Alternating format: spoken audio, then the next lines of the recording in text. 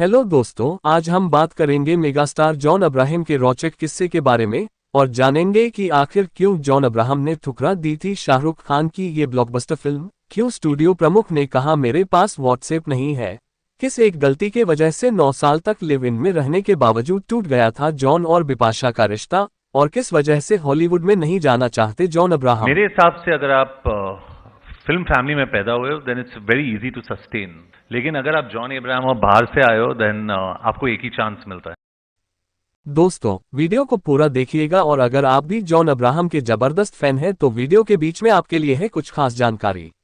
Video पसंद आए तो वीडियो को लाइक और शेयर करना बिल्कुल भी मत भूलिएगा। चैनल को सब्सक्राइब करो पहले। हाँ, जल्दी करो। मुझे पता है कि आप लोग नहीं करते हो, वीडियो देखते हो लेकिन सब्सक्राइब नहीं करते। ये लाल कलर का बटन नहीं से दबाओ, जल्दी दबाओ, जल्दी दबाओ, फिर मैं शुरू करूँ। दबा दो, जल्दी दबा दिया, घंटी भी दबा देना। ठीक, तो देखे और जाने जॉन अब्राहम के हिस्से का दिलचस्प किस्सा। सचमुच तुम मुझसे बहुत प्यार करती हो, इसलिए दूसरी गोली नहीं चला सकी, है ना? लेकिन ये जिस्म प्यार करना चाहता ही नहीं सोनिया। दरअसल ये किस्सा तब का है जब जॉन अब्राहम इंडस्ट्री में एकदम नए थे और फिल्म जिस्म से डेब्यू करने जा रहे थे। इसमें उन्होंने बिपाशा बसु संग काम किया था। दोनों की केमिस्ट्री ने पर्दे पर आग लगा दी थी। लेकिन जिस्म से पहले उन्हें जॉन अब्राहम को शाहरुख खान की फिल्म कभी खुशी कभी गम ऑफर हुई थी, लेकिन उन्होंने उसे रिजेक्ट कर दिया। ये खुलासा उन्होंने करण जौहर के शो में किया था, कॉफी विद करण के सीजन 1 में, जब जॉन अब्राहम ने शिरकत की थी। तो उन्होंने बताया था कि फिल्म मेकर ने उन्हें कभी खुशी कभी गम में एक छोटा सा किरदार ऑफर किया था। उन्हें रॉबी का रोल मिला था, जो करीना कपूर का बॉयफ्रेंड होता है। जॉन ने बताया कि करण ने जब मुझे ये रोल ऑफर किया था तो कहा था कि जॉन, ये एक काफी अच्छा रोल है जो तुम्हें करना चाहिए, लेकिन मैंने वो रिजेक्ट कर दिया। एक्टर ने बताया कि मैंने करण से कहा था कि आप प्लीज बुरा मत मानिएगा, लेकिन मैं ये रोल नहीं करना चाहता। दरअसल उस वक्त एक्टर जिस्म की शूटिंग में बिजी थे। वहीं जब जिस्म रिलीज हुई तो जॉन रातों रात स्टार बन गए थे। इसके बाद वो कई सुपरहिट फिल्मों में नजर आए। वर्क फ्रंट की बात करें तो जॉन अब्राहम आखिरी बार फिल्म वेदा में देखे गए थे। मरने से डर नहीं लगता, वो या तो छूटा है या गोरखा, जिसमें वो शर्वरी वाघ संग नजर आए थे। ये फिल्म बॉक्स ऑफिस पर कुछ खास कमाल नहीं दिखा पाए। जॉन अब्राहम ने बताया बॉलीवुड में लोग उन्हें नापसंद क्यों करते थे। जॉन अब्राहम ने कहा, मैं खुद को घोड़ा समझता हूं जो सिर्फ आगे देखता है, जिस पर ट्रोलिंग का कोई असर नहीं होता। जॉन अब्राहम इन दिनों अपनी फिल्म वेदा के प्रमोशन में बिजी हैं।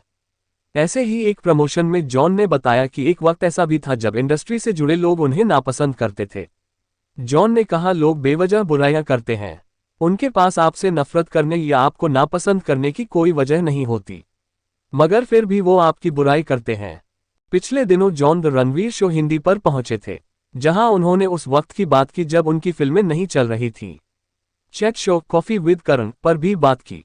जब जॉन से पूछा गया कि क्या ऐसा वक्त भी था जब लोग उन्हें पसंद नहीं करते थे, उन्हें सफल होते हुए नहीं देख सकते थे, तो जॉन बोले, सिर्फ कॉफी विद करण ही नहीं बल्कि उस वक्त पर कई सारी फिल्म मैगजीन मेरे खिलाफ लिखती थी। मुझे याद है उस वक्त एक बहुत बड़ी फिल्म मैगजीन के बहुत बड़े एडिटर थे। उन्होंने एक एडिशन निकाला था जिसके कवर पेज पर मैं था। उस पर लिखा था जॉन अब्राहम का करियर खत्म। उस वक्त सारे डायरेक्टर, एक्टर, डिस्ट्रीब्यूटर्स, प्रोड्यूसर्स सबसे उन्होंने इंटरव्यू लिया और सब सहमत थे। जॉन ने आगे कहा, जिस एडिटर ने वो एडिशन निकाला था वो आज मेरा प्रोड्यूसर है।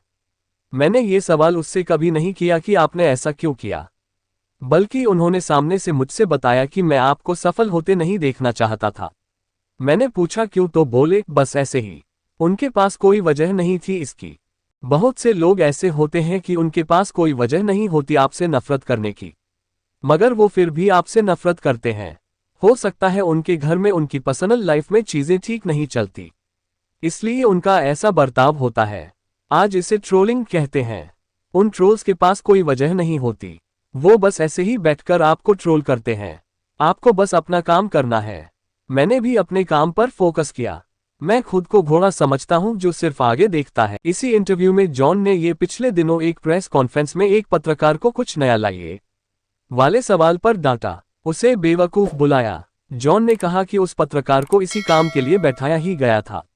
इसलिए उन्होंने उसे वैसा ही जवाब दिया। खैर, जॉन की वेदा 15 अगस्त 2024 को रिलीज हुई थी। इसका क्लैश स्त्री 2 और खेल खेल में से हुआ था।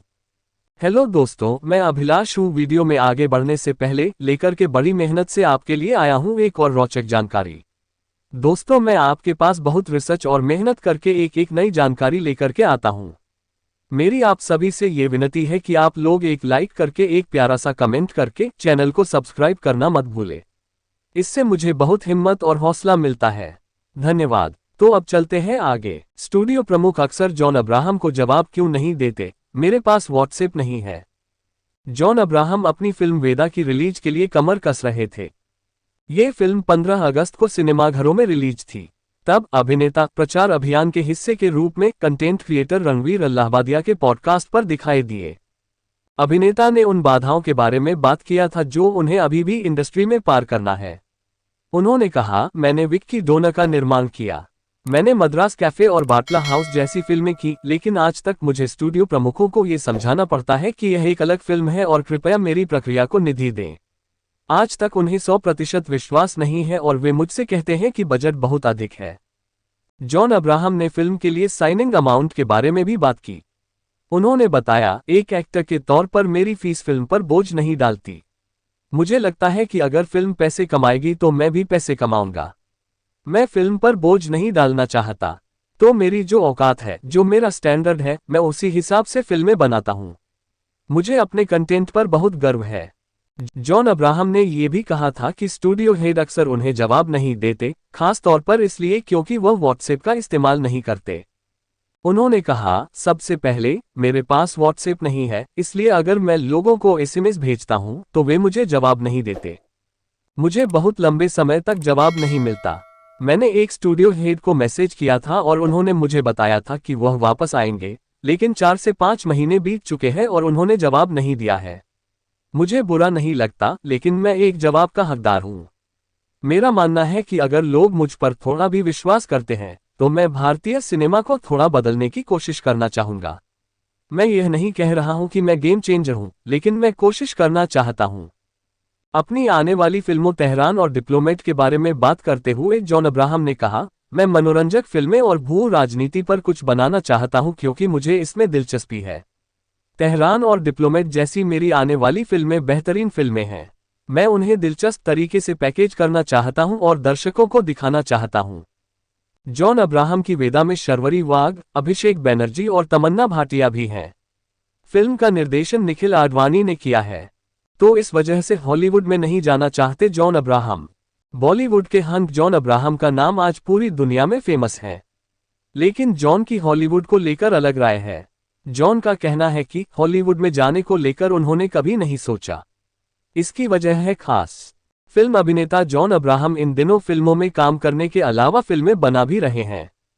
ऐसे में मुंबई में हुए एक कार्यक्रम में जब उनसे पूछा गया कि क्या वो कभी हॉलीवुड में काम करना चाहते हैं, इस सवाल का जवाब देते हुए जॉन अब्राहम ने कहा कि वह कभी भी हॉलीवुड नहीं जाना चाहते क्योंकि हॉलीवुड अब भारत में ही आ रहा है।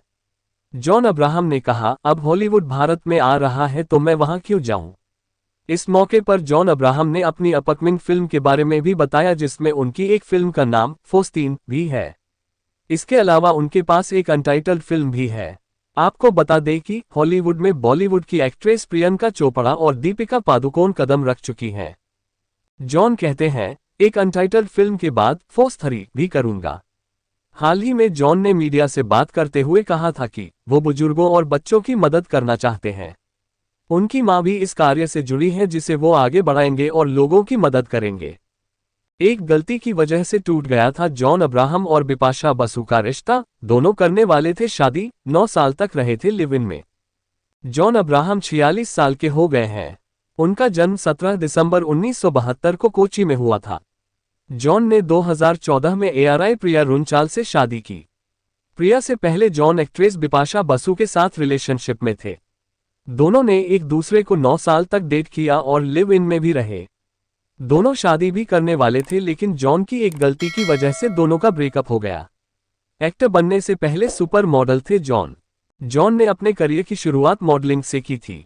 मॉडलिंग में किस्मत आजमाने के बाद 2003 में आई फिल्म जिस्म से उन्होंने बॉलीवुड में एंट्री की। पिछले 15 साल से इंडस्ट्री में एक्टिव है।